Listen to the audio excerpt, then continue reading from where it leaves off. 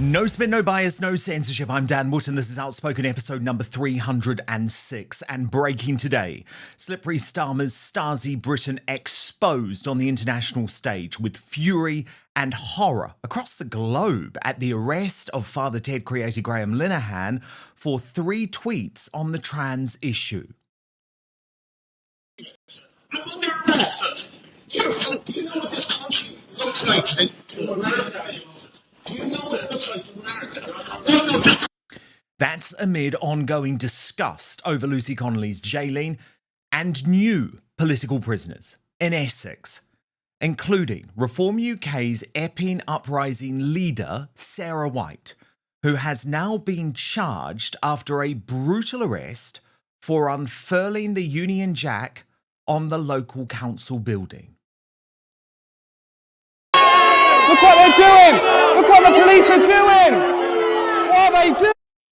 Today, Sarah White joins me live for her first interview since being released from custody. And there is a Union Jack positioned beautifully behind her. We'll also be joined later by patriotic barrister Steven Barrett.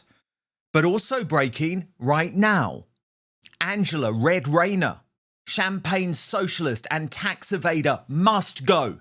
She must go as Deputy Prime Minister after an astonishingly softball, actually a disgraceful interview with that Labour stooge Beff Rigby of Sly News, who I actually think should also be sacked for today's piece of propaganda. Do you remember her previous treatment of other Prime Ministers?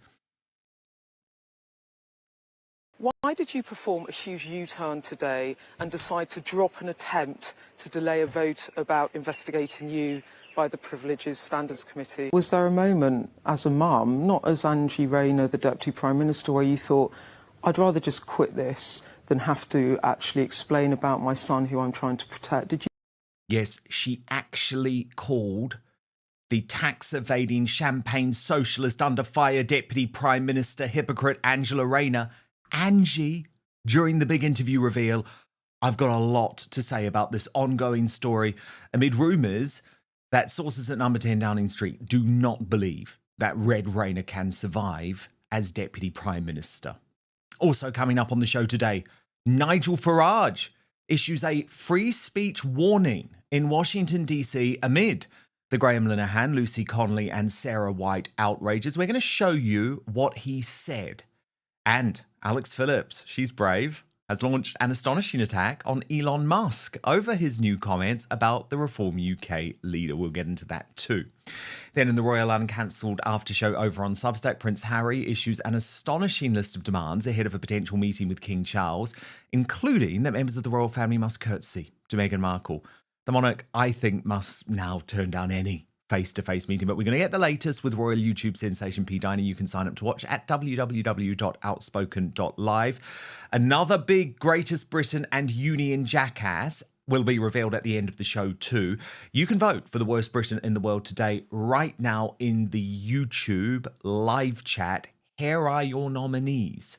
Sir Mark Rowley, nominated by Darren Donaldson, because in response to the Graeme Linehan arrest, he came out by saying officers are in an impossible position over anti-trans posts.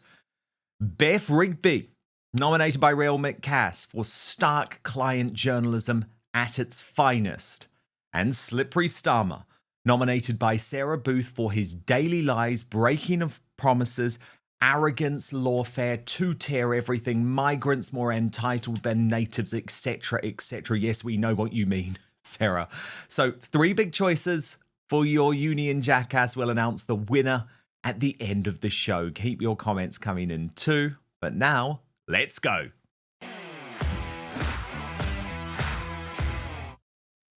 The UK's status as a free speech pariah state where mass rapists of teenage girls roam free for decades, where phone snatchers are allowed to terrorise the streets of our biggest city with gay abandon, where pedos like Hugh Edwards avoid jail, but nasty tweeters get arrested by 5 armed cops.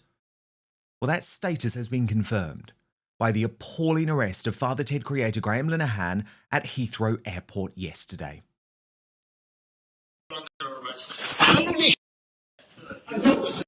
I'm under arrest. Do you know what this country looks like to America?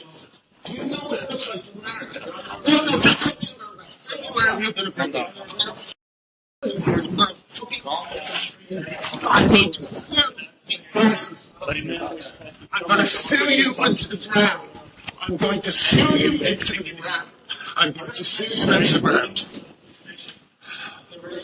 I'm going to sue you. I'm going to sue you all. I dare you. I dare you. It is increasingly clear the crackdown by the UK's deep state working with the authorities is to silence all dissent. From the Epping mums, to the Canary Wharf pink ladies, to citizen journalists and independent commentators pointing out that the invasion every single day and the Muslim takeover of our country might have consequences. Take this post on X from Charlie Kirk, who wrote, "Importing millions of Muslims is civilization suicide. Europe must stop or die." Now, I ask a very serious question. Would that post have been illegal if Charlie Kirk was a citizen of the United Kingdom? Nigel Farage, the Reform UK leader who was in Washington, D.C. to raise the alarm with MAGA Republicans today, thinks so.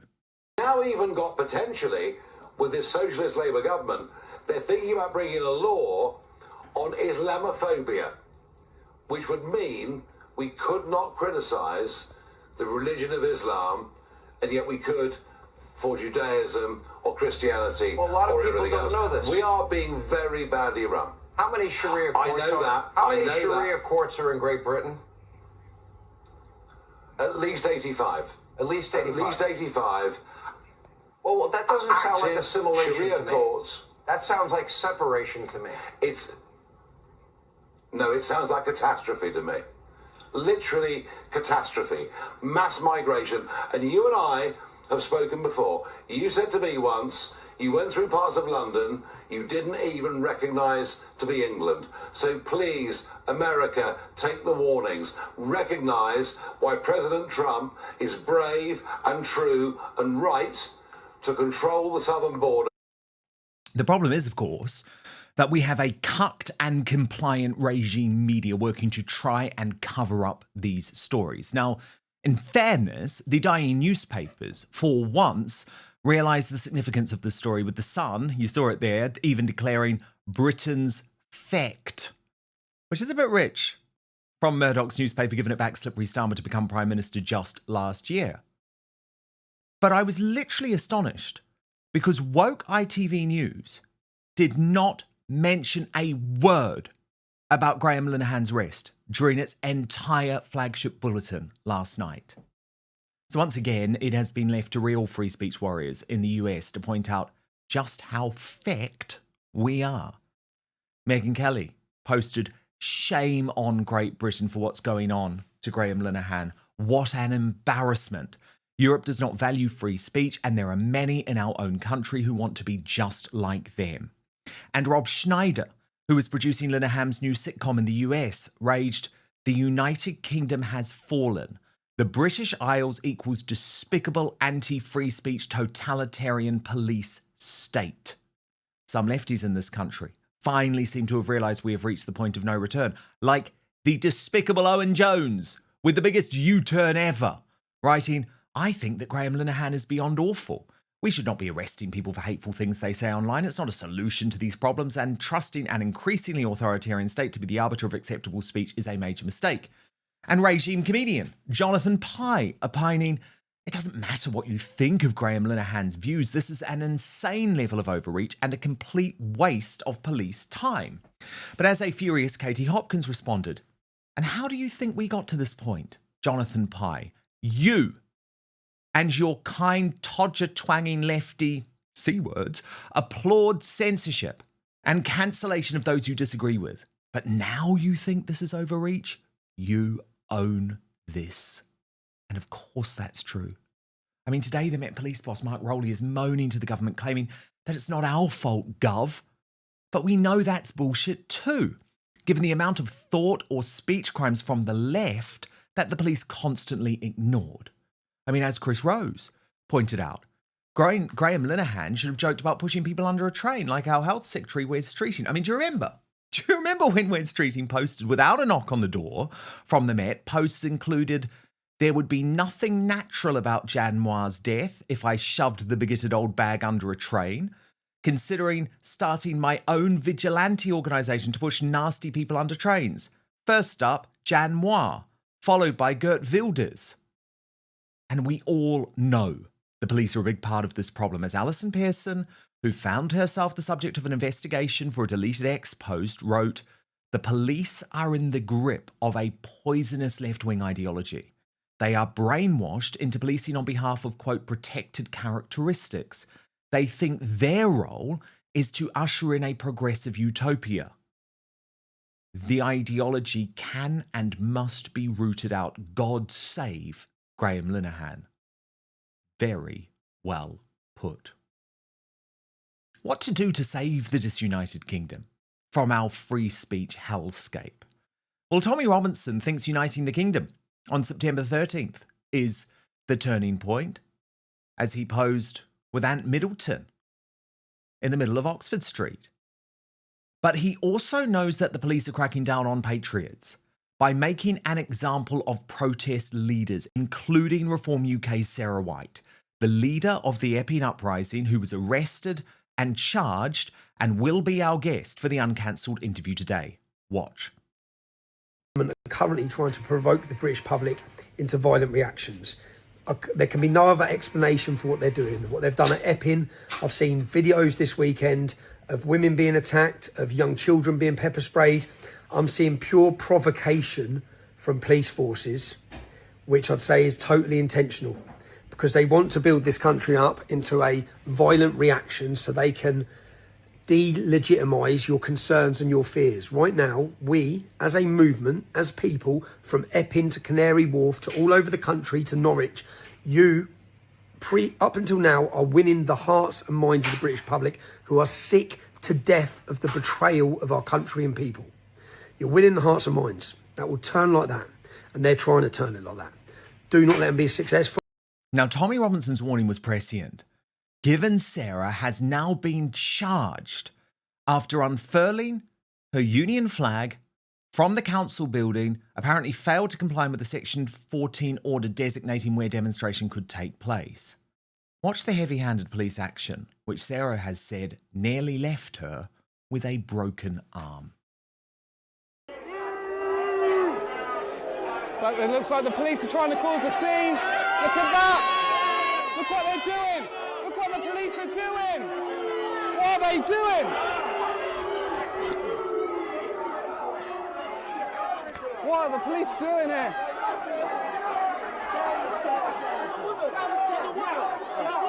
Move down the stairs. It's not safe on these stairs. What are they doing? Just for the bottom of the stairs.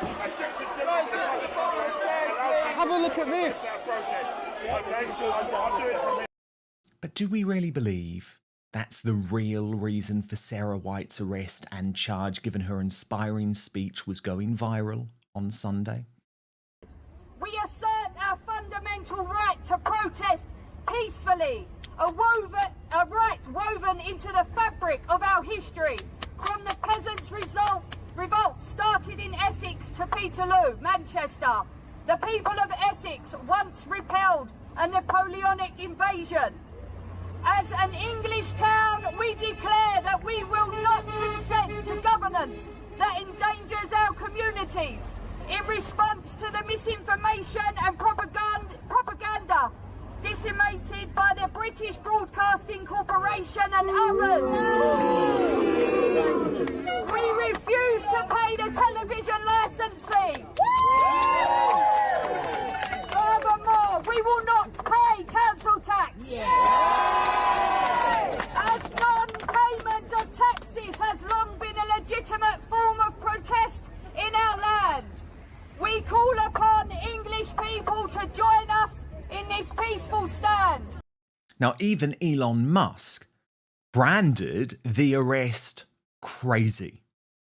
But of course, the Essex police hit back posting we were in Epping to facilitate a protest. 3 people were arrested. One arrest of a woman was filmed. She was not arrested for flying a union flag.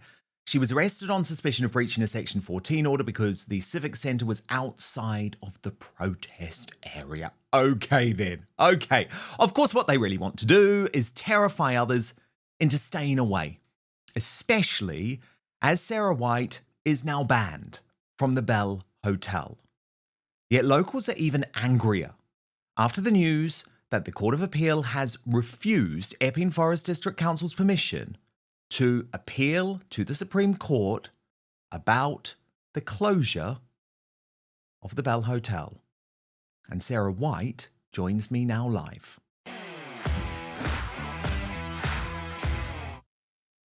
Sarah White, so great to have you here. So great to have you here with an unfurled Union Jack behind you.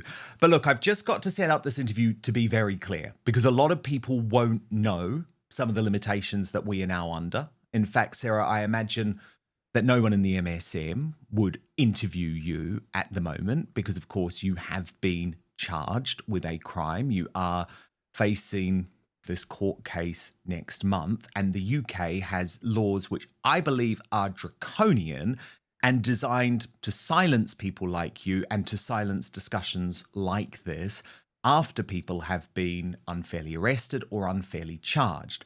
So to be safe, and I've sought a lot of legal advice over the past day, to be safe, Sarah, what we're going to do is avoid talking about those specific, very limited circumstances which led to your arrest. But of course, we will speak about the general vibe that led up to it and also your treatment afterwards, because let me start, Sarah, just by asking, are you okay in terms of your injuries? Apparently you're quite bruised. My producer spotted some bruises on you as you sat down for the interview. Yeah. And you say your arm was nearly broken. Yeah, it was quite forceful, quite brutal. I've got bruises predominantly on my right hand side. That was the officer on that side that I said to him, please, I have done many restraint courses in my time, and you are one click away from breaking my arm. I am covered in bruises on this side, on my back and on my legs, and I did have swelling here under my jaw as well. You spent over 24 hours in police custody? It was just shy of 24 hours. And you're now considering legal action against the police? Yes, I am. And what would that be for? Just because the excessive force in which I was arrested.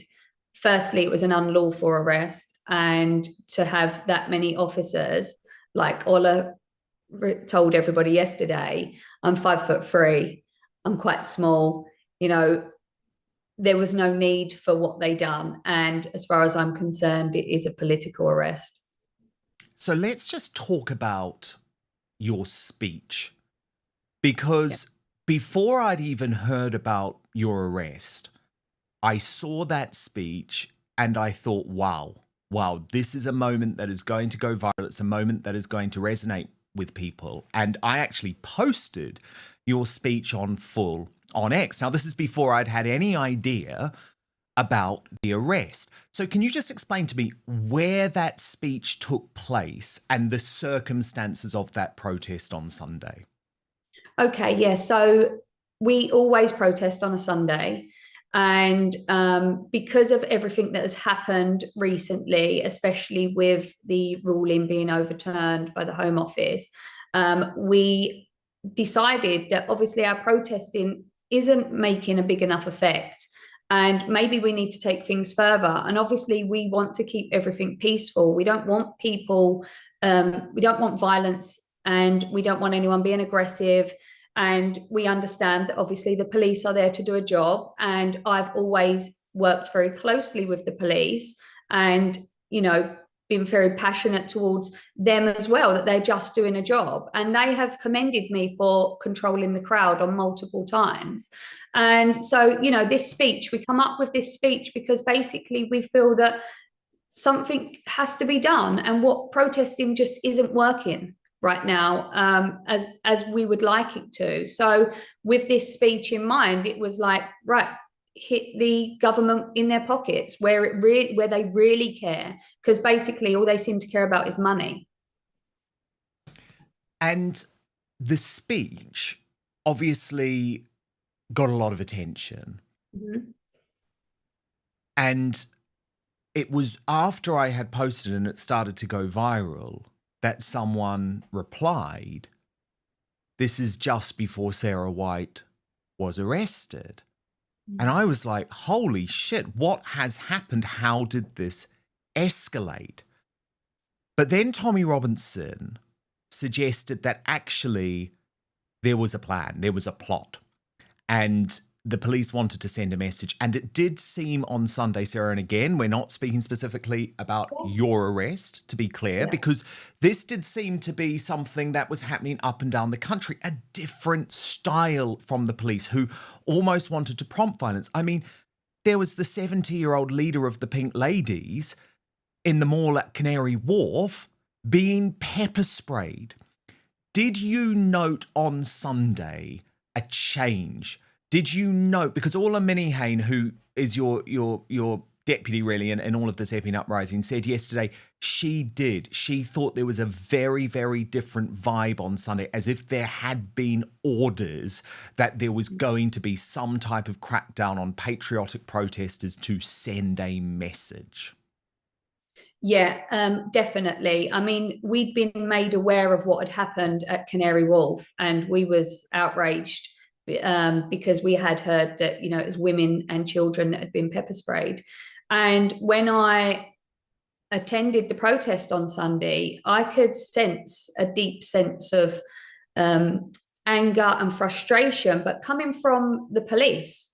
And it was quite unusual, because usually I liaise with them, and anytime I tried to engage, it seemed like they didn't want to engage with me. They was doing a lot of pushing and shoving with people. I had to say to one officer, you're pushing this guy. Where do you expect him to go? We're all going back behind a pen, and it's like gridlocked. If you use your common sense, in a moment, everyone would have passed and we can get in. And when we moved along, when we done the march, we walked along from the Bell Hotel to the Civic Centre. And as we was walking along, continuously officers were pushing, grabbing, pinching, and they was doing it to certain members. And it was a lot of the, say, like the bigger, burlier guys. It was as if they was trying to intimidate them and get them to react. And continuously, there will be lots of body cam footage of me going along and saying, please stop this. This is what you're doing. Is I could see what was happening. And I did say to somebody earlier on, just before we marched, I don't know whether it's a good idea. Like, I feel like they're gunning for us. There's going to be a lot of arrests tonight. And I was deeply concerned about that.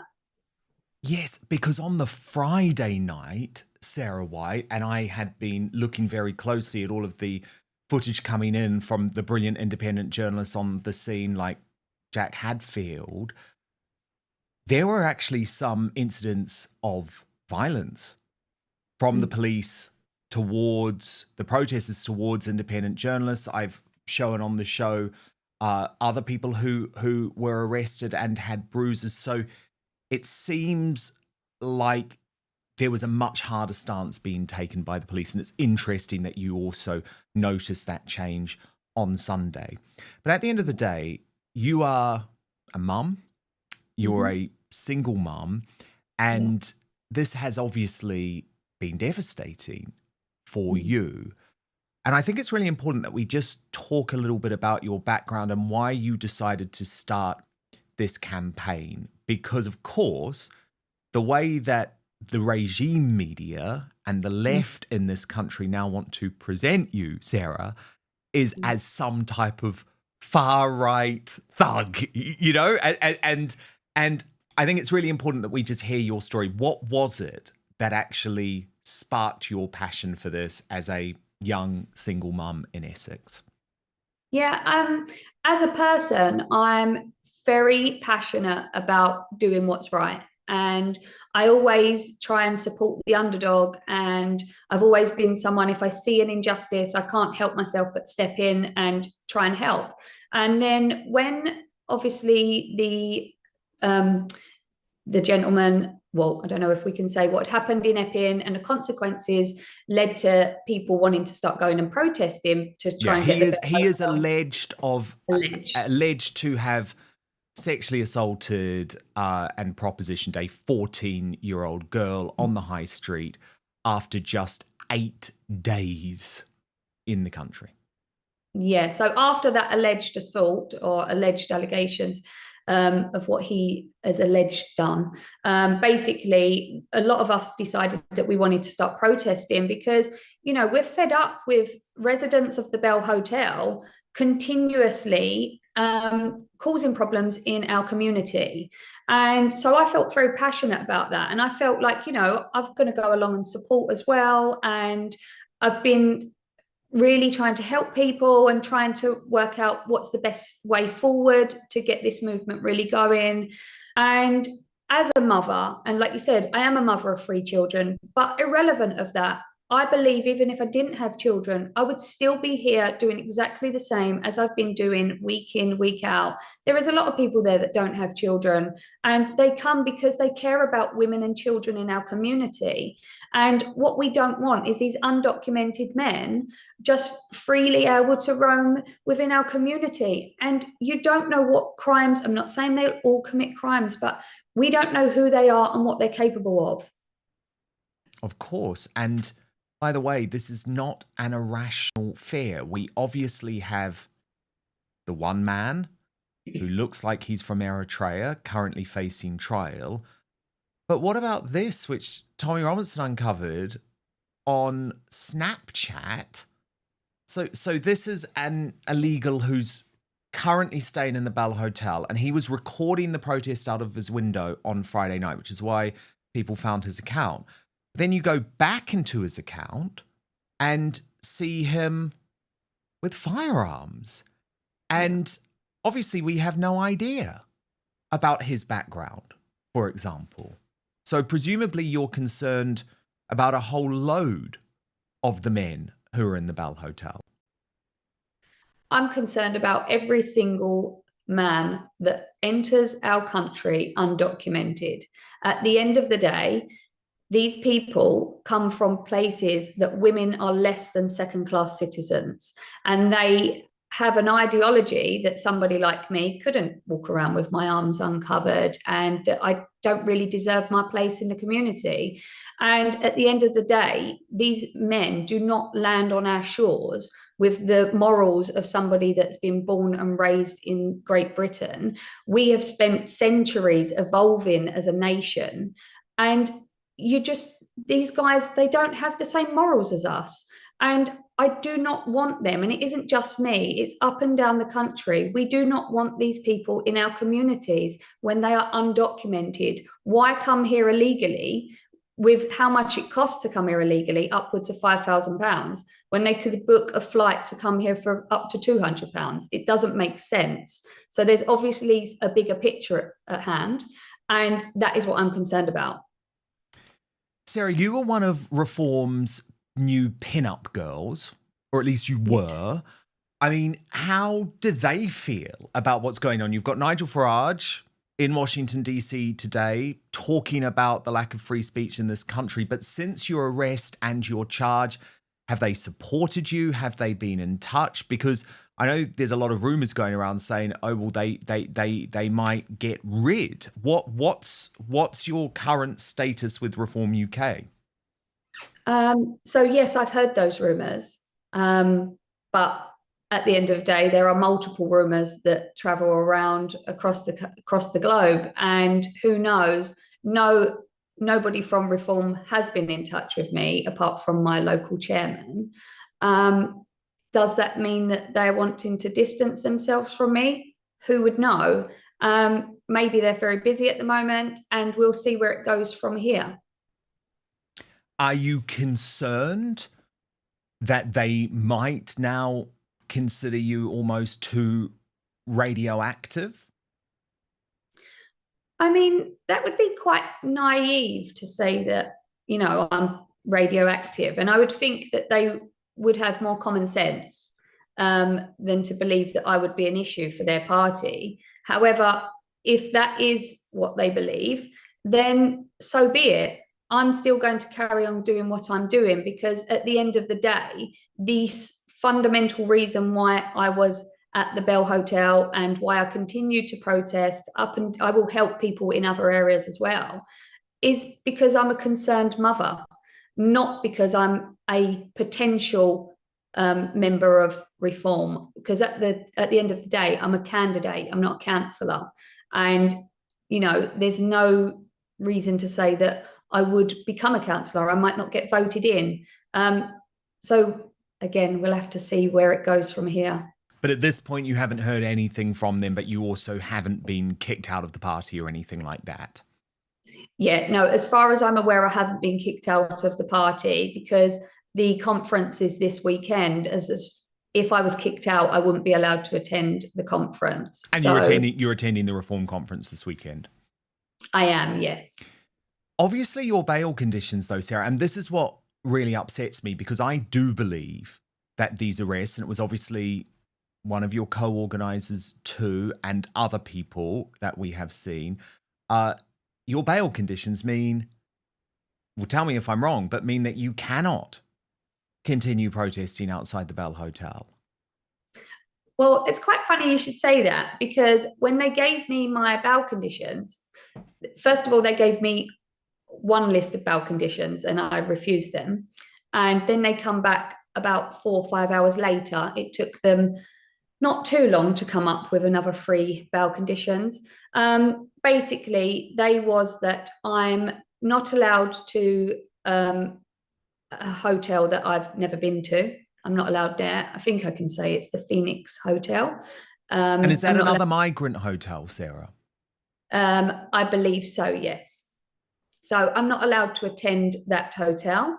I'm also not allowed to attend the location or enter the civic offices, which is Epping Forest District Council offices. And I'm not allowed on the location of the Bell Hotel. However, when I signed the document to agree to the bail conditions, I did say to the desk sergeant, and all of the other officers was around me at the time, that you have not put a boundary in place. There is not an outline as to where I can go. Could you please define what you mean by location? And they said, well, the grounds that the Bell Hotel stands on. So I said, so the immediate grounds. So I'm allowed to stand opposite.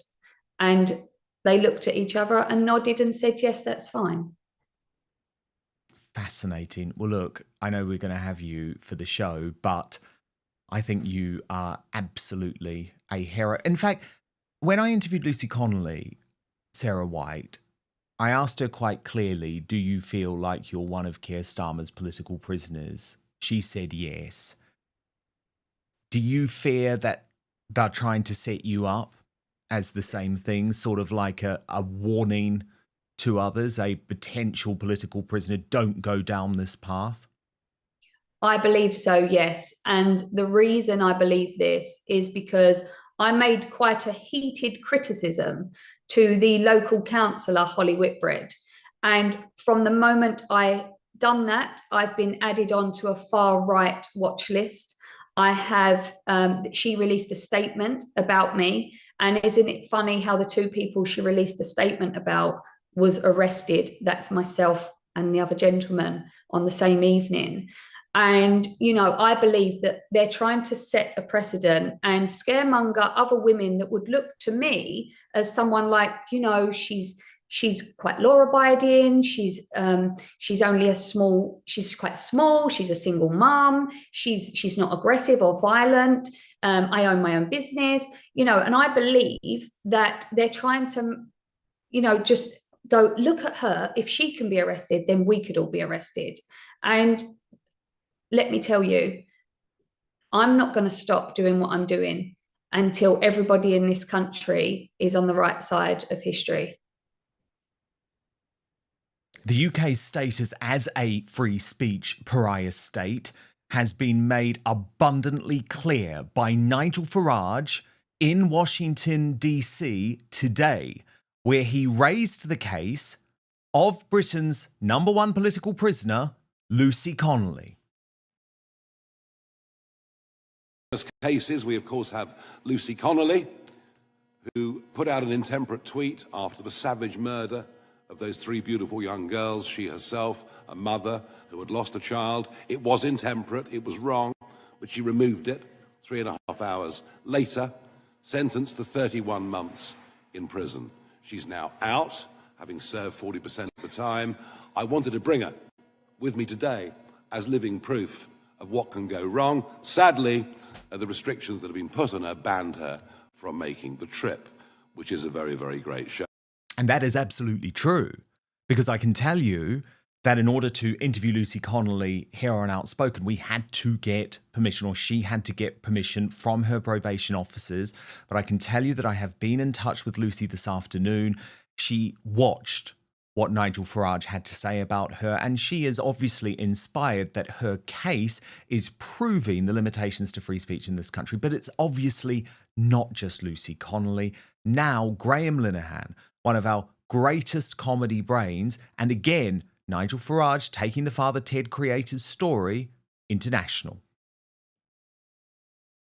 We, of course, have the extraordinary events that we understood yesterday of Graeme Linehan, comedy writer, comedic writer, and he put out some tweets months ago when he was in Arizona,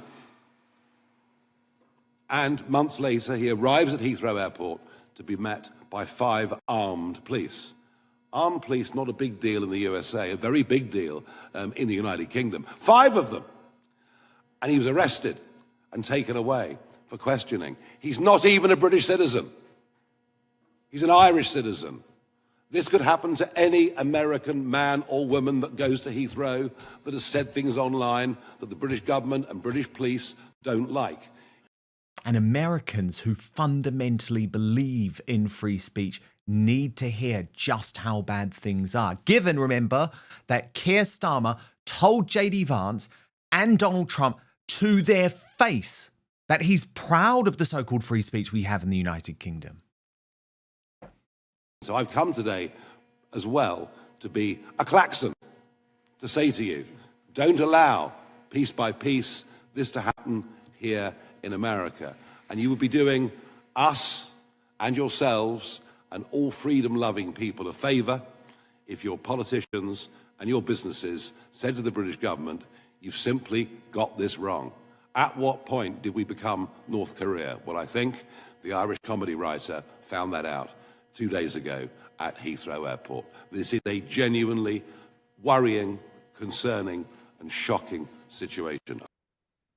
And Sarah White, Britain's new political prisoner who was arrested and charged after unfurling the Union Jack flag outside the Epping Council offices on Sunday night, joins me alongside Britain's number one patriotic barrister, now behind the brilliant Substack, Steven Barrett, the Public Gallery, on the Superstar panel today.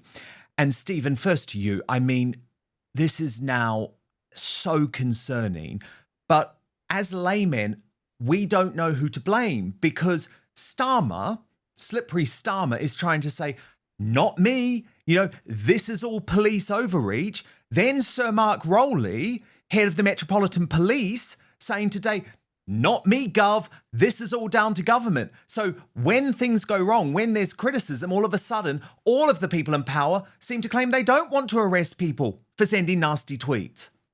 Yes, and I'm afraid that this is a feature of human society. Yeah. It's a weak bureaucratic dictatorship by weak men. And we've seen this before. It's what emerged after the French Revolution. It's what emerged initially after the Russian Revolution. It's almost certainly how you would describe late Republican Rome. It's the Weimar Republic in Germany. It's a bunch of incredibly wet, overly intellectualized, largely men, I mean, there are women in the government, but surprisingly, they'll probably be an awful lot tougher than the men. They tend to be when human societies get this way. And we have the ridiculous situation in which state power was grotesquely used to arrest a comedian. And neither the Prime Minister nor the Commissioner of the Metropolitan Police will admit that they were involved in any way. That's what I mean by weak men. Men who do nasty, vicious, venal, aggressive things, but who don't actually admit that's what they've done. They tend to be replaced by what's called a strongman dictator who will admit that he did all the violence and that he did it. And we don't want to go down that path. We need to restore democracy, and that we are at a point now, a crunch point. I love our country very much, because I think that these weak men are playing a game that I like to call, how many times can you hit a man in Waitrose with your trolley before you die? And of course, the first time you hit somebody with your trolley in Waitrose, we say sorry, because that's what we as a country do. That's our absolute nature. And then we go through a process of sort of escalations. And eventually, if you keep hitting someone with your trolley, you will die. And I like that about our nation. It means that our initial response is never aggressive. We're not a particularly high, anger society. We're quite passive. We're quite sweet. We've got bunting and nice beer and beer gardens. But when push comes to shove, the British don't actually put up with this stuff. The great myth is that we don't rebel as a people. And that's complete tosh, because for 800 years, we used a series of rebellions to force the Normans to act like decent people. Yes. And our current leadership... Sorry. Well, no, indeed. I mean, I'm just thinking what you're describing. I think Sarah White, you're a great example of that, right? Like an ordinary mum, single mum from Essex. Yes, you're supporting Reform UK, but you're not extreme in any way. But something has snapped in you, quite rightly, because you're seeing the destruction of your local community. But I just wonder, Sarah, I mean, you've obviously seen your leader, Nigel Farage, speaking there. I thought he did a very good job today. I really give him credit, especially for raising the cases of Lucy Connolly and Graeme Linehan. Of course, he hasn't supported you yet, and I hope that he does, and I hope that the party stands by you. But how angry do you get when you hear our Prime Minister, and he did it again in PMQs today. It's not even worth looking at because it was just the same old line, Britain's always had free speech. What's your message to him, given what has now happened to you? I mean, the man's an absolute buffoon. To even say that we have free speech in this country, and to stand on the stage of America and say to Donald Trump and JD Vance that we have freedom of speech, and he's very proud of that. Where has he been? Under a rock? Like, the man's an absolute idiot. And it infuriates me because there's clearly not freedom of speech in this country, because if somebody like me has had to snap and stand up for the good of the people, along with hundreds and thousands of other people as well that are now coming out, and they've all had enough. It's outrageous, and something needs to be done. We need to get rid of this government, because the whole of the Labour government and the Conservatives were no better. They all need to go. They don't care about the people of the United Kingdom. Although I would say freedom of speech for, say, certain people from certain backgrounds seems to take precedent. There are certain people from certain cultures that can do whatever they want. If I had been flying a Palestinian flag off of the civic offices, I'm sure nobody would have even come near me, and I wouldn't be covered in bruises. Very, very good point.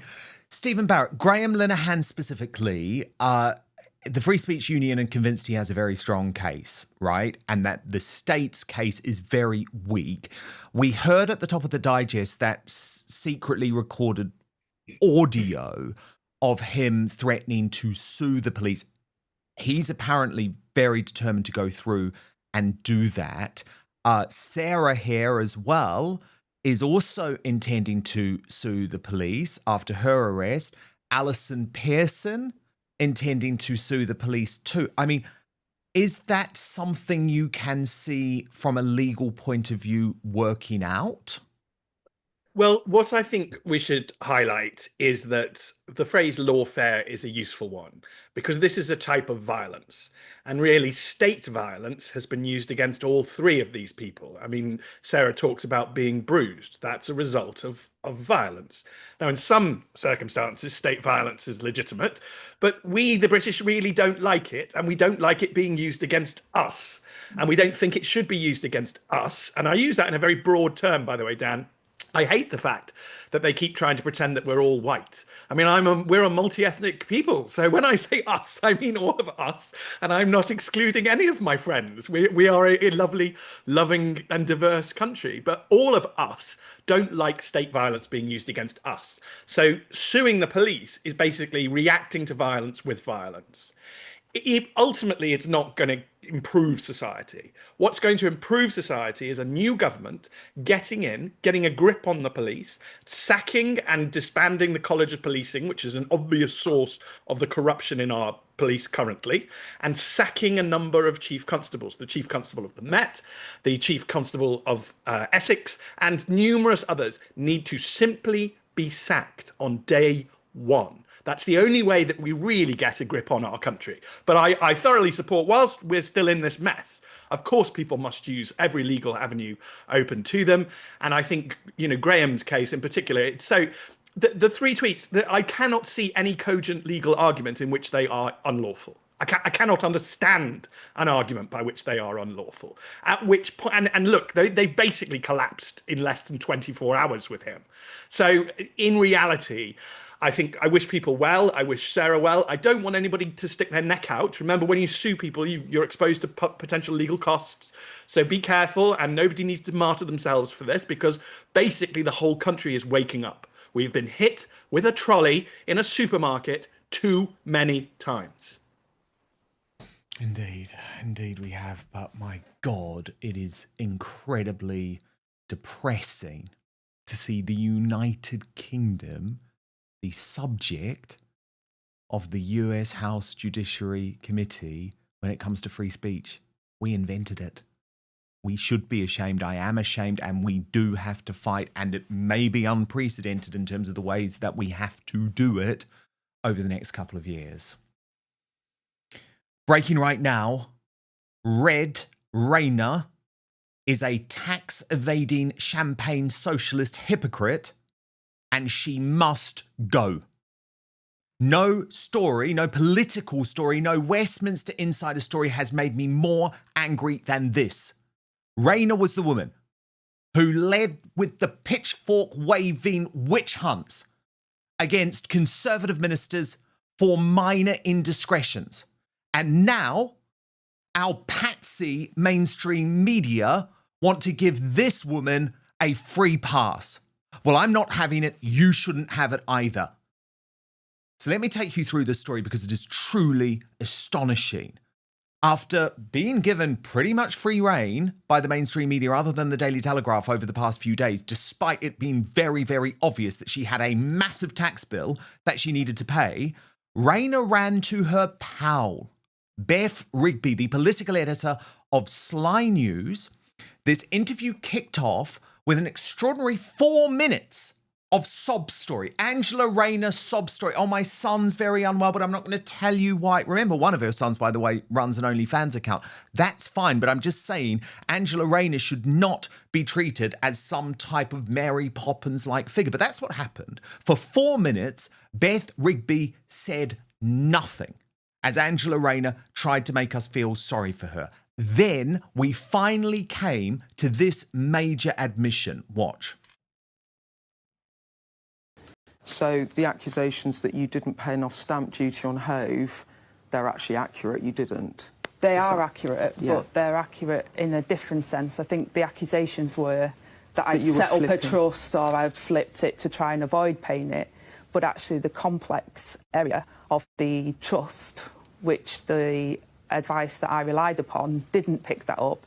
The leading tax counsel, who has subsequently looked at it, has gone into that and has said that actually because of that, it did remain my sole property. And the trust wasn't set up, as accusations have been made, for me to try and flip. Bullshit, bullshit, bullshit. You were the woman who for far, far less were calling for people to go. So at that point, Beff Rigby has one job, okay? One job. It is to absolutely grill her on the details. Instead, what she does is she repeats from her statement and then asks, well, did you consider resigning? In your statement, Hen, it's a very long, detailed statement and it is extremely complicated. You say, I deeply regret the error has been made. I'm committed to resolving the matter and I have referred myself to the independent advisor on ministerial standards. Just two more follows up for that. Did you consider resigning over this? I've been in shock, really, because I thought I'd done everything proper and I'd relied on the advice that I received. And I'm devastated because I've always upheld the rules and always have done and always felt proud to do that. I feel, that it is devastating for me. And the fact that the reason why those confidentiality clauses are in place was to protect my son, who, through no fault of his own, he's vulnerable, he's got this life-changing, lifelong conditions, and I don't want him or anything to do with his day-to-day life to be subjected to that level of scrutiny, because it's his and my ex-husband it's not fair on them. Often my family are dragged in because of what my role is and what I do, but I try to uphold the highest standards, and that's why I've referred myself, so that the independent advisor can look at everything. He can look at all of the details of what's gone on. You talked about how hard it was to disclose it. So I'm going to stop there because I've really got to flag something that happens next, because I cannot believe it. I had to go back and listen multiple times to make sure that I wasn't actually going insane. In this major news interview, and remember Beff Rigby is the woman who's demanded the resignations of lots of prime ministers in the past, she actually uses the deputy prime minister's nickname. She calls her Angie Rayner. And that then leads to the obligatory tears, which are meant to make us feel sorry for the tax avoider. Was there a moment as a mum, not as Angie Rayner, the Deputy Prime Minister, where you thought, I'd rather just quit this than have to actually explain about my son who I'm trying to protect? Did you think about just packing it in rather than having to do this now? I spoke to my family about it. I spoke to my ex-husband, who has been an incredibly supportive person, because he knows that all I've done is try and support my family and help them. But you did think about, should I pack it in for the sake of the family? But your family are backing you to come out today and explain this. The number one priority for me and my ex-husband has always been to support our children and do the best thing for our children. Just to be clear, you've referred yourself to the Standards Commissioner, you've contacted the tax revenue and said you could be liable for more tax. Presumably you deeply regret this because of potentially the fallout for you. Do you think your position, Angie Rayner, even though you've explained it, do you think it's sustainable? Do you think you can carry on as particularly Housing Minister? Well, I made a mistake based upon the advice that I relied upon, that I received at the time, and a leading expert has now said that advice was wrong. I think hopefully most people can see if you rely on advice given to you by lawyers and you follow that process, and then you find out that that process is wrong and that advice was wrong, I'm rectifying it at the earliest opportunity. People make mistakes, but I conducted myself in trying to do the right thing, and I hope that people can see that. So legally, you're referring yourself, but does it pass the sniff test? I guess that's the question. Well, that will be for the advisor to look at all of the information that I've supplied to him. Look at the pain in Beff Rigby's face. Do you remember when she used to be going for Boris Johnson and Dominic Cummings? She had joy. She was like a rabid dog. But now it's like, oh, you poor woman. And by the way, just in case you missed it, I do just want to show you the moment that she called her Angie Rayner.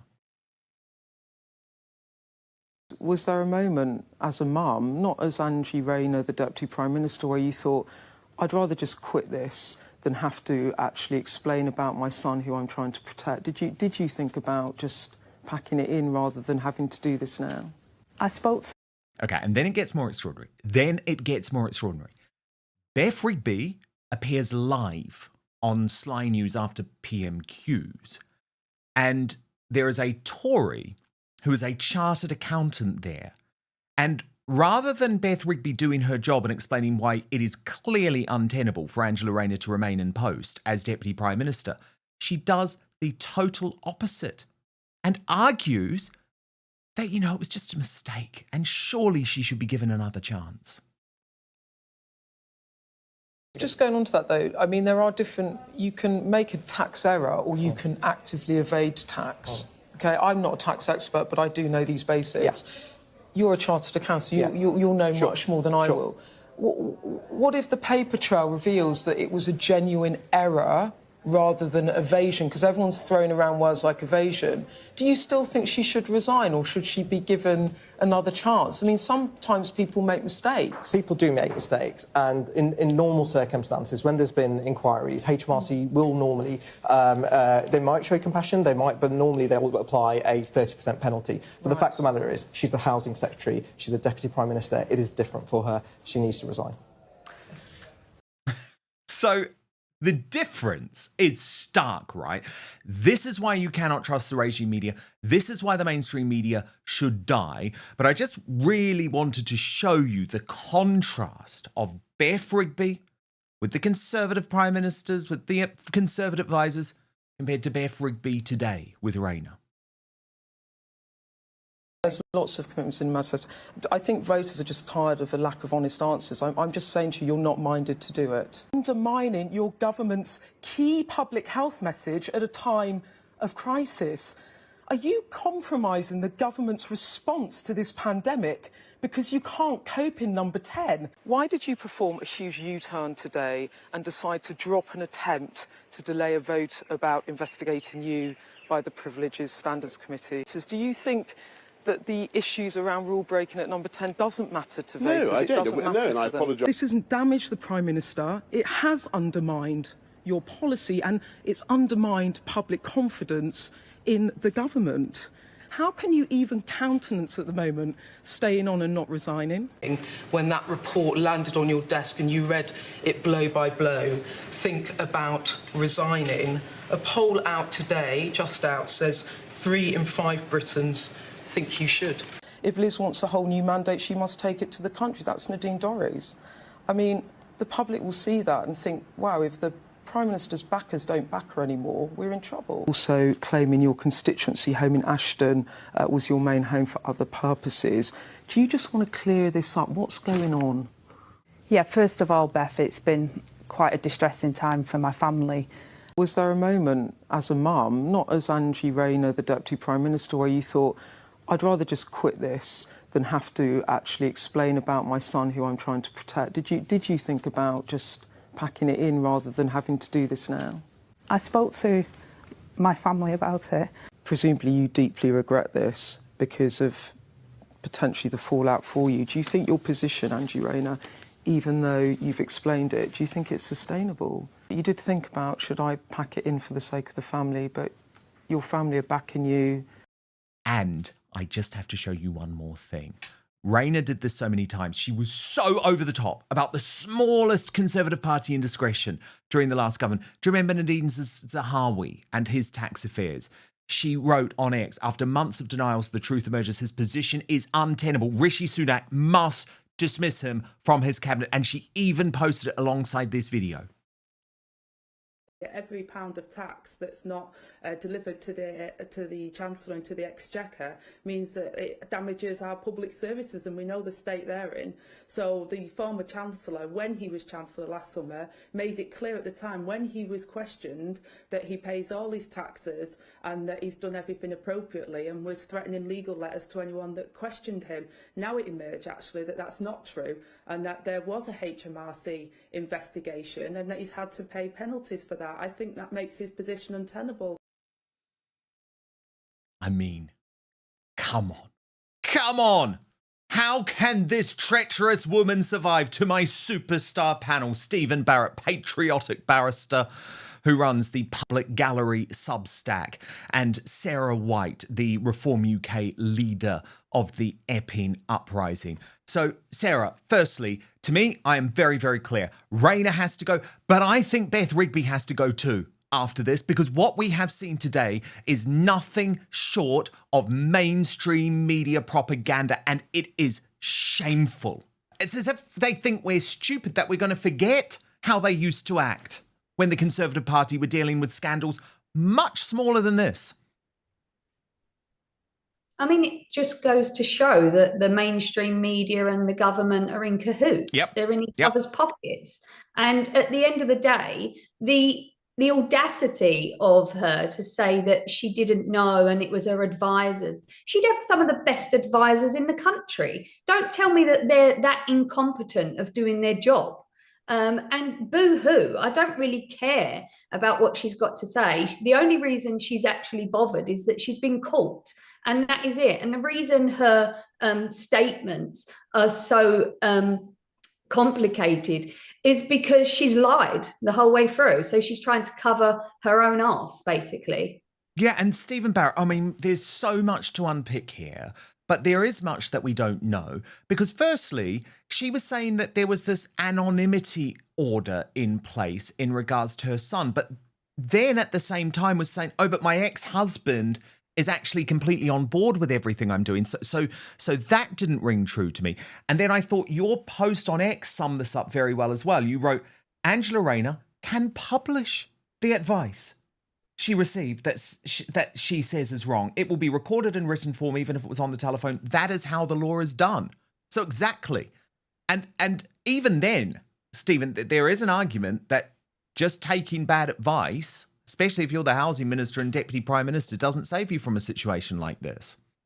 There's certainly that argument, given that the government's website makes it very clear that she needed to pay tax. She didn't need to pay a lawyer to read her own government's website, which they rebranded pointlessly and pathetically for a great deal of our money. But she could have actually read the words on it. She didn't have to look at the stupid graphics. Ultimately, they do think that we're thick. Yep. And I think that we all played a bit of a part in that, Dan. And I just want to explain to us all why these inadequate, sort of fourth-rate people we now have as politicians have managed to conclude that we're thick. First of all, they're not very clever. So they let's just admit what they are.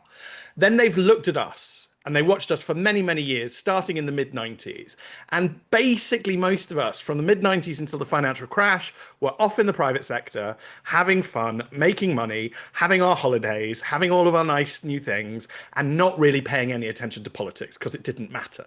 Then came along the financial crash, which was a big chance for us all to wake up. But because we dealt with it just by borrowing and printing loads of money, so it effectively didn't really hurt us, we just carried on for another 10 years going, this is absolutely fine. Everything's, even though things weren't fine, we all didn't pay any attention. It's only COVID that has woken us up and got us paying attention now to the fact that we're in deep, deep doo-doo and we need to get out of it. And the country's, seems to be a Stasi state. And, this is what's waking us up. And so at the same time, we're suddenly paying attention to these fourth-raters. And it's almost unfair to them because they're like, you people should be asleep. You shouldn't be paying attention to how incompetent we are. You should be buying this nonsense. And it's like, it's just not going to cut through anymore because push is coming to shove. Things matter too much now. She's not going to, she's thrown every argument out there. She's thrown everybody under the bus to try and get away from it. I think she's particularly, she's disgraced herself in my eyes, Dan, because I was a massive fan until today. So I had been, if you follow me on X, on Twitter, you will see that I have often tweeted in her favour and that she, being a working class woman, might have been an opportunity for Labour, but she has behaved with absolute arrogance of a lord she's shown today. But it's that patronising thing, though. I mean, all of my background, my family, all working class, right? But this idea, I saw it today from Starmer, it's as if the working class should be given, should have different rules. It's really patronising, actually. I find it quite disgusting. And also, obviously, it's just the way that she acted. I mean, look, Alex Armstrong has put these together. And I mean, it truly is extraordinary when you look through all of her demands for other people to resign. She called on Gavin Williamson to resign. She called on Nadine Dorries to resign. She called on Matt Hancock to resign and for Boris Johnson to sack him. She called on Andy McDonald to resign. She called on Michael Gove to resign, Dominic Raab to resign. I mean, it went on and on and on and on and on. And this is the problem that I have as well. It is the total rank hypocrisy. What is interesting, though, too, is the way that people are much more likely to support bad behaviour from someone who is a woman or who is working class. I mean, I was stunned today to see this from Miriam Cates, who is now the new star of GB News. But, I mean, she's a bit of a lefty, to be honest. Used to be Labour through and through, in my view, even though she was a Conservative MP. But look at this. Angela Rayner has complex living arrangements as a result of her divorce and her son's disability. She took professional advice that a lawyer has now said was wrong. She is taking action to rectify the situation. Rayner should not be hounded out of office. Now, that prompted Camilla Tominey, a fellow presenter on GB News, which is quite interesting, to post, you do know she thinks you're scum, right? Because people seem to forget Angela Rayner called all Conservative scum. She is not some shrinking violet, this woman. And again, can we also please, and I'm not being judgmental about this guy, I want to be very clear, but it's this idea that she is some type of Mary Poppins figure and, you know, everything is about this perfect family, when in reality, she has a very messed up personal life. For example, her eldest was on OnlyFans. Now, again, Sarah White, I'm not judging that, but it's this desperate attempt to present her today as something that she is quite clearly not. Yeah, she's not. She's definitely not, you know, but she's just a hypocrite all the way through, and comparing herself to playing on, I'm a working class come from a working class background, and you know it's because of my son and because of this, and my ex-husband knows her. Well, was he not looking at her financial circumstances as well? Like who's advising her here? Like I said, she would have the best PR team and the best financial advice. This woman, sorry, you finish your point, Sarah. No, I've bought and sold properties. I know exactly how to work out how much I need to pay, and that's without having any advice. But then the solicitors always work it out for you anyway. This woman did not want to pay the £40,000. End of story. And the sympathy that is currently coming for her is completely unwarranted. She must go, and slippery Starmer standing by her proves once again that he is a joke Prime Minister. Breaking today, a major brawl on the right of British politics, with Alex Phillips lashing out at Elon Musk in one of the most surprising Twitter feuds in recent memory. So I'm going to take you through exactly how this happened and what went down. Then we'll get reaction from my superstar panel, Steven Barrett, and Reform's Sarah White.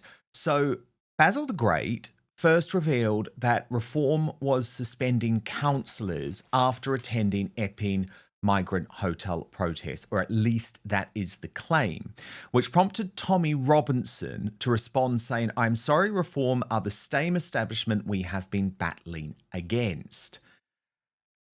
Then Elon Musk went public on this when Tommy tweeted FFS free speech, responding in the most strong terms against Nigel Farage, a man obviously who he has been criticising, but remember, he did endorse him in that Mar-a-Lago meeting in December. So he wrote, "Farage's weak, runny sauce.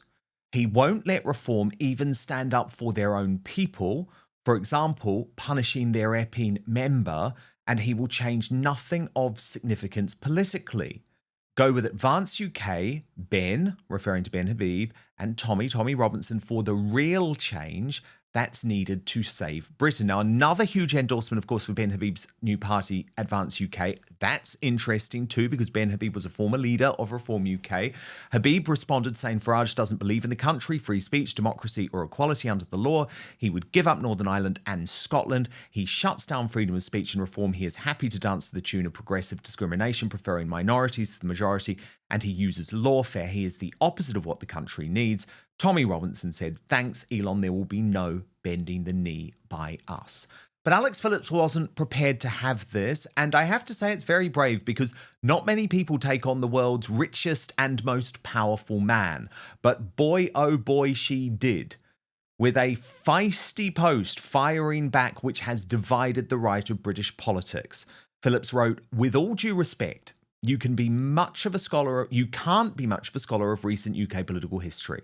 One man has a 30-year legacy as a titan against the establishment with receipts. You also don't understand how to win elections in the UK. It ain't like you think, son. You will either not make a ripple, or if you do, you'll rob the British of their first proper chance in a century. And we will never forgive you. Step away now, Elon, before you help to destroy the only political voice so many Brits feel they have ever had. Don't be the man to ruin it for us. The right in America, though, wasn't happy. Ian Miles Chong responding, LMAO, that stands for laugh my ass off, apparently. Elon is right about Farage. Alex wasn't backing down, though. Ian, he isn't. She pleaded, there's fantasy and reality. And I can tell you, the lot of it from a position of being in the first line of attack for over 2 decades. So this is fascinating. And Sarah White, I want to ask you about this because, of course, you are one of the leaders of reform in Epping. You have found yourself arrested and now charged for, well, what I saw as unfurling that Union Jack flag. The police say something very different. But of course, what's interesting is this whole row has broken out because of a claim that actually Epping councillors are not being supported by Reform UK. So firstly, do you know what the facts are? Is that true? Are there Reform UK councillors or members who have been either got rid of or silenced because of their support either of your protests or of Tommy Robinson? I couldn't actually comment on that because I haven't been told to leave the party. And I would have to look into that, really. No one has come to me and said that they've been gotten rid of because of their political views or because they side with somebody else who's not a member of Reform. I haven't, even though I haven't been supported, I haven't been unsupported either. And I haven't been told that I'm being stood down. I mean, that could change. Nobody has spoken to me about it. So we will see, I presume, in the coming weeks where my career takes me, to be honest with you. Well, yes, this is going to be a bit of a litmus test, is it not, for Reform UK? Steven Barrett, where do you stand on Elon Musk and whether he should have a role in British politics? I mean, I love it. I have to be honest. I view Elon Musk as a bit of a savior. I view him as a free speech champion. I think his decision to buy X has completely changed the world of social media. We might not be here being able to speak in the way that we are on YouTube if Elon Musk hadn't taken on X. So I'm sort of all for this. I think he's shifting the Overton window. There's the other side of the argument, Stephen, which is that he's a foreigner and he should just bow out of British politics.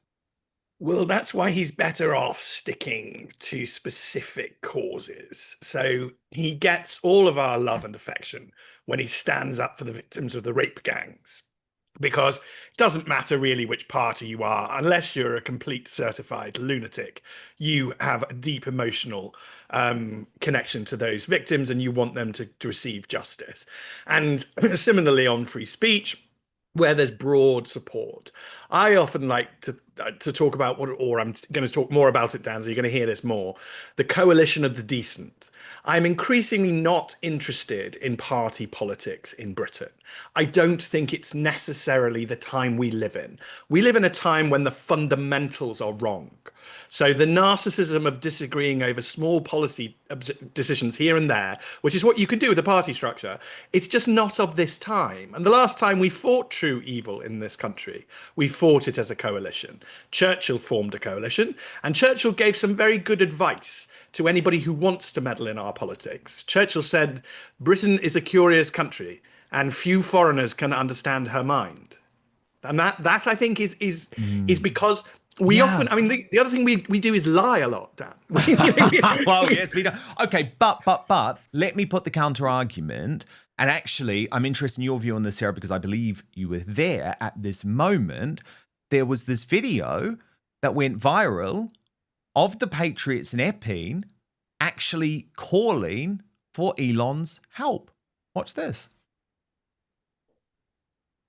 Help us out! Elon, help us out! Save our fucking soldiers out! Elon, help us out! Start us fucking soldiers out! Elon, help us out! Start us fucking soldiers out! Elon. And Jack Huddersfield actually wrote on that. The residents of Epping are calling out to Elon Musk to help them as much as he can in chance, recognising the attention he paid to the small Essex town over the past few days. And Elon Musk, Sarah, actually replied to that post saying, what can I do to help? So what can he do to help?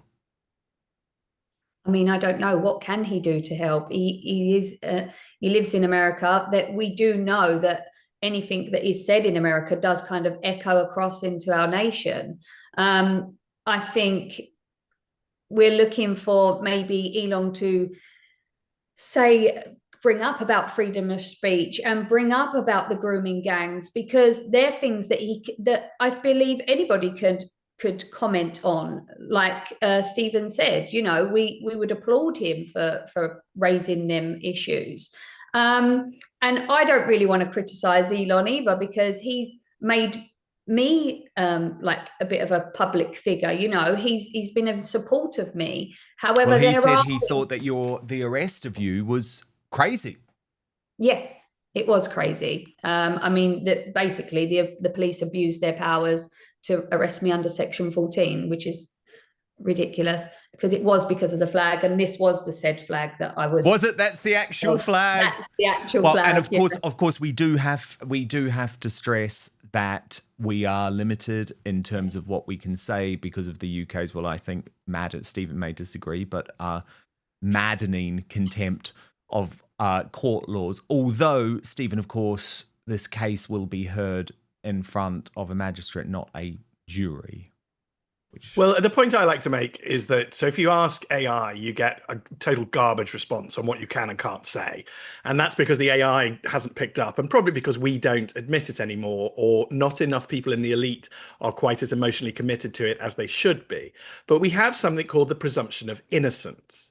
That's why it's very easy to harm a future trial, any future trial, I'm not talking about a specific one, any future trial, if you presume guilt or if you declare guilt. That's because we have the presumption of innocence. But if you presume innocence, as I do with Graeme Linehan, for example, and I have tweeted my legal opinion on that, all I'm doing is supporting the presumption of innocence, which is the function of the court. So there is no way that can be contempt of court. There's no way that that's risking a trial. I'm starting from the same place that any jury would be starting from. So when we're talking about people's innocence, we can be a lot more chatty and discuss a lot more issues broadly than we can when we're trying to say someone is guilty. Yes. Very, very good point. I do really feel, though, that our contempt of court laws are now being abused just to shut down discussion altogether, to try and push people like Sarah out. And I mean, we saw it with the Axel Rudikabana case, didn't we, Stephen? We did. I think we saw the Prime Minister abusing contempt of court rules and the threat and risk of trial in the Axel Rudikabana case. I always like to point out that if you spent 10 seconds looking at Mr. Justice Goose, you realise that no force on earth was going to prejudice that trial, because he's simply an old school, good, talented, brilliant British judge who would have none of that nonsense. Thank you very much. 100%. Well, look, it has been a privilege and a pleasure to have both of you. Now, Stephen, I am hearing the most amazing things about your Substack, the public gallery. So I'm going to have to get on it, because I have my Outspoken Substack. So I'm going to recommend you so that people will be able to find your Substack from mine. But I've been hearing very, very good things about your Substack lately. Thank you. Let me tell you. So I'm going to join the party. It's brilliant, actually, isn't it? Free speech platform.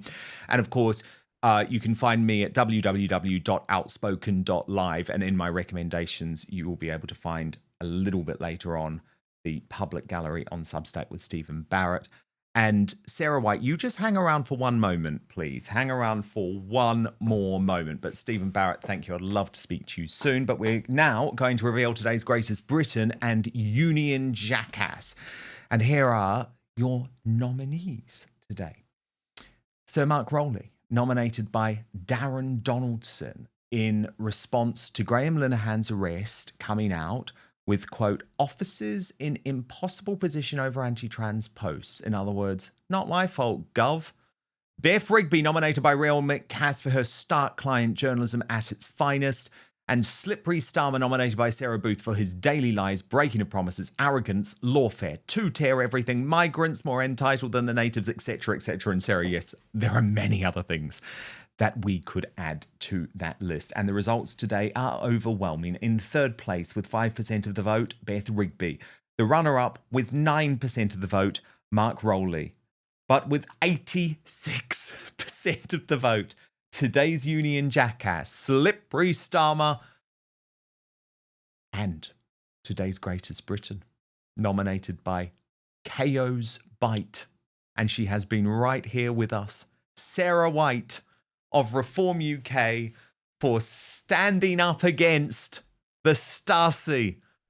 So, look, Sarah, it's been brilliant to have you. You're today's greatest Briton, and I really hope that what has happened to you, and it has been terrible, but I hope it doesn't silence you, and my sense is it's not going to. No, it's not going to sense me. And even though there was an account for Epping Forest that leaked my address so kindly. Yeah, I heard that. I heard that. They doxed you, which is just appalling. And you hit back, actually, at that local media organisation. I think there it was. How dare you post my address? I'm a single mother with 3 children. When we are trying to protect women and children, you are trying to incite violence at my own front door. You should be ashamed of yourselves. Unless you make a formal media apology, I will take this further. Good on you. But I have to say it again, Sarah. It is the mainstream media. They are all in this together. And they want to shut down voices like yours and voices like mine. But honestly, so much credit to you. Congratulations. Stay strong. Our greatest Briton today. And please come back on Outspoken very, very soon. Thank you so much for having me. It's been brilliant to chat. Thank you, Sarah. Lots of feedback from you today as well. Thank you for your super chats. Kurz10 says, thanks to everyone out there taking risks, speaking out against this vile government, content creators, political campaigners, protesters, reporters, ordinary folk online. Stay strong and safe. And that is such an important message. And Private Jose on Angela Rayner says, no mistake. She is a liar. She knew exactly what she was doing.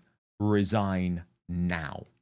Thomas Gardner on Farage in the US says Starmer is panicking about Farage getting one over him in America. Starmer hating having to do parliament questions. He always does. George Toland says the Essex police need to be held to account and make it public. Enough is enough. Glenn Rice says, do these numpties even really realise what they're doing? Arrested for holding up our union flag. Our police now just muppets and must think they are untouchable. Ezekiel's Dream says police are corrupt, that commit legalised abuse and assault on the British public, especially if they happen to be patriots and white. And from Anthony Roach, I was just watching the Hunger Games tonight on the TV, and the thought just popped into my mind. The UK government. Very, very good thought that is as well. So thank you so much for being here today. Please do subscribe to the Dan Wootton Outspoken podcast. You know I'm speaking a lot about it at the moment, but that's because it's really important, actually, that you subscribe and rate and review if you are a fan of the show, because it boosts us up the podcast algorithm. So Spotify, we're available there on video now, Apple Podcasts, or wherever you get your podcast. Actually, just search for Dan Wootton Outspoken, and please do write a review, put in a rating, ideally 5 stars, but whatever you think, and I would be ever so grateful. Okay, we're moving across to Substack now for the uncancelled after show. Prince Harry issues an astonishing list of demands ahead of a potential meeting with King Charles, including that members of the royal family must curtsy to Meghan Markle. I think the monarch must now turn down any face-to-face, but we'll get the latest with royal YouTube sensation P. Diner. So at this stage, we're going to come off YouTube and Rumble, move to Substack, www.outspoken.live.